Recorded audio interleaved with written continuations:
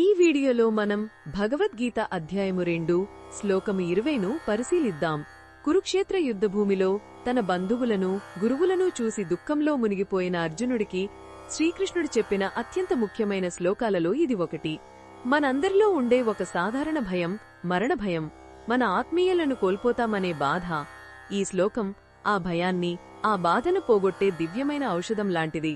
శ్రీకృష్ణుడిక్కడ ఆత్మ యొక్క నిజ స్వరూపాన్ని వివరిస్తున్నాడు. ఆత్మకు పుట్టుక లేదు, అలాగే దానికి మరణం కూడా లేదు.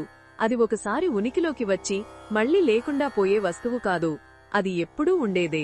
అది పుట్టుకలేనిది, శాశ్వతమైనది, మార్పులేనిది మరియు ఎప్పటినుంచో ఉన్నది. ఈ శరీరం చంపబడినప్పుడు ఆత్మ చంపబడదు అని స్పష్టంగా చెబుతున్నాడు. దీన్ని మనం ఒక సులభమైన ఉదాహరణతో అర్థం చేసుకుందాం. మనం పాత బట్టలు చిరిగిపోతే వాటిని తీసేసి కొత్త బట్టలు వేసుకుంటాం. బట్టలు మారినంత మాత్రాన మనం మారిపోము కదా.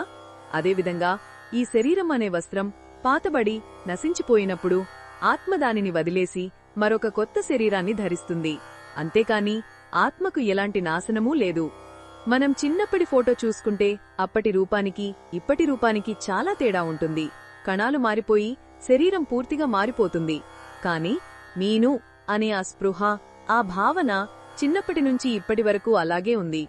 ఆ మారని తత్వమే ఆత్మ. కరెంటు బల్బులో ఉంటుంది. బల్బు పగిలిపోతే కరెంటుకి ఏమీ కాదు, అది వేరే బల్బును వెలిగిస్తుంది.